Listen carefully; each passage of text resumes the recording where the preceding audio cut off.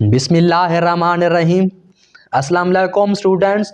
Dear students, आज हम exercise 1.2 का क्वेश्चन नंबर 6 सॉल्व करने जा रहे हैं, जो बहुत इंपॉर्टेंट शार्ट क्वेश्चन है। तो आए चलते हैं क्वेश्चन की जानिब और इसे सॉल्व करते हैं।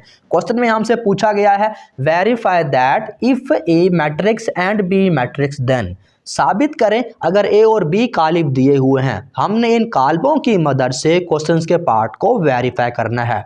तो आए चलते हैं क्वेश्चन के पार्ट की जानिब और इसे सॉल्व करते हैं। क्वेश्चन के पार्ट हमारे पास दो दिए हुए एंड्स, एक दी हुई है लेफ्ट हैंड साइड, दूसरी दी हुई है राइट हैंड साइड। तो हमने लेफ्ट हैंड साइड को सॉल्व करते हुए राइट हैंड साइड का फाइंड करना है आंसर, यानी कि लेफ्ट हैंड साइड राइट के बराबर फाइंड होनी चाहिए। तो हमारे पास अगर लेफ्ट हैंड साइड राइट के बराबर फाइंड होगी तो हम लिखेंगे thus verify that left hand side is equal to right hand side. तो हमने क्वेश्चन में यही तो फाइंड करना है कि लेफ्ट हैंड साइड राइट के बराबर फाइंड होनी चाहिए। चलते हैं क्वेश्चन के पार्ट की जानिब और इसे करते हैं वेरीफाई। तो हम लेते हैं लेफ्ट हैंड साइड की मदद से हम फाइंड करेंगे राइट हैंड साइड यानी ए।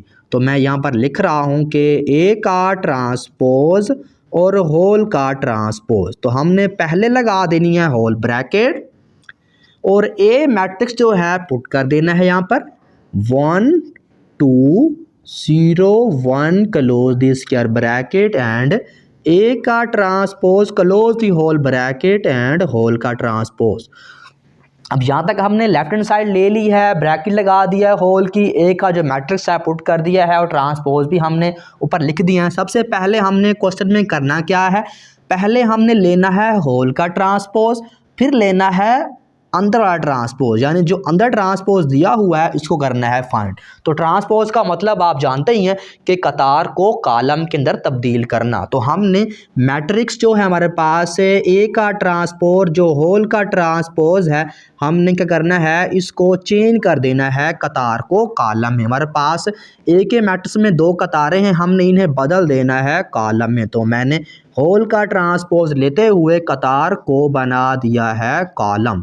तो यहाँ तक मैंने कॉलम ए की कतार जो है कॉलम बना दी है। अब जो सेकंड कतार है उसको बनाते हैं कॉलम, यानी 0 1 क्लोज द स्क्वायर ब्रैकेट। तो यहाँ तक मैंने बाहर वाला ट्रांसपोज फाइंड कर लिया। अब चलते हैं जी जो अंदर वाला है वो फाइंड करते हैं।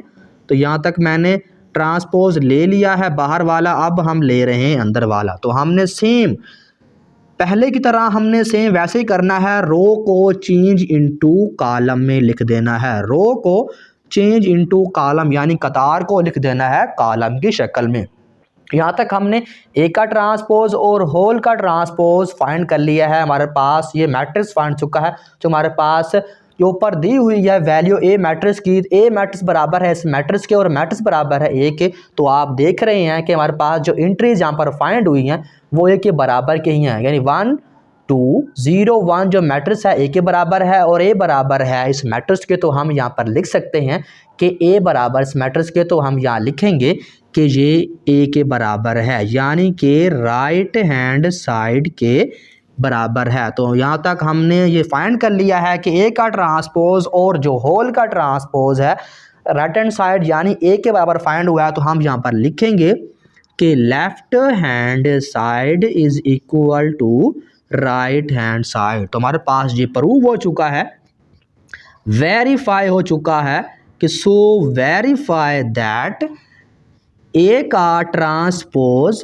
और होल का ट्रांसपोज बराबर है ए के, यानी कि हमने लेफ्ट हैंड साइड को राइट के बराबर कर लिया है फाइंड। तो हमारे पास क्वेश्चन हो चुका है वेरीफाई। तो आई होप आपको समझ आ गई है क्वेश्चन की कि हमने लेफ्ट हैंड साइड ली है, पहले होल का ट्रांसपोज फाइंड किया यानी कतार को कॉलम बना दिया है, फिर जो अंदर वाला है उसको फाइंड किया है, कतार को कॉलम बना दिया। हमारे पास जो लेफ्ट हैंड साइड थी वो हो चुकी है राइट के बराबर, यानी हमारे पास ये हो चुका है वेरीफाई कि लेफ्ट हैंड साइड बराबर है राइट हैंड साइड के, यानी कि ए का ट्रांसपोज और होल का ट्रांसपोज बराबर है ए के। अब चलते हैं पार्ट नंबर सेकंड की जानिब। पार्ट नंबर सेकंड में सेम फर्स्ट पार्ट की तरह है, हमने करना क्या है लेफ्ट हैंड साइड को ले लेना है, लेफ्ट हैंड साइड की मदद से हमने राइट को फाइंड करना है, यानी लेफ्ट हैंड साइड राइट के बराबर मालूम होनी चाहिए। तो हम चलते हैं और इस सेकंड पार्ट को भी सॉल्व करते हैं। तो मैंने यहाँ पर लिख दिया बी का ट्रांसपोज और होल का ट्रांसपोज इज इक्वल टू, हमारे पास जो होल ब्रैकेट है वो लिख देंगे, पहले लिख दिया। हमारे पास जो बी मैट्रिक्स गिवन है इसको पुट करते हैं 1 1 2 0 close the square bracket and B का ट्रांसपोज और होल का ट्रांसपोज। सबसे पहले हमने सेम फर्स्ट पार्ट की तरह होल का ट्रांसपोज फाइंड करना है, फिर जो अंदर वाला ट्रांसपोज है वो फाइंड करेंगे। तो ट्रांसपोज का मतलब आप जानते ही हैं कि कतार को कॉलम बना देना है, यानी मैट्रिक्स के अंदर दो कतारें हैं, इन दोनों को कॉलम बनाएंगे। यानी फर्स्ट रो कॉलम बन चुकी है, अब बनाएंगे सेकंड रो को। तो यहाँ तक हमने होल का ट्रांसपोज फाइंड कर लिया है। तो आई होप आपको समझ आ रही है कि हमने क्या किया। क्वेश्चन में लेफ्ट हैंड साइड ली और होल का ट्रांसपोज फाइंड कर लिया। अब हमने जो ट्रांसपोज अंदर वाला है इसको हमने करना है फाइंड सेम फर्स्ट पार्ट की तरह, यानी कतार को कॉलम बना देना है।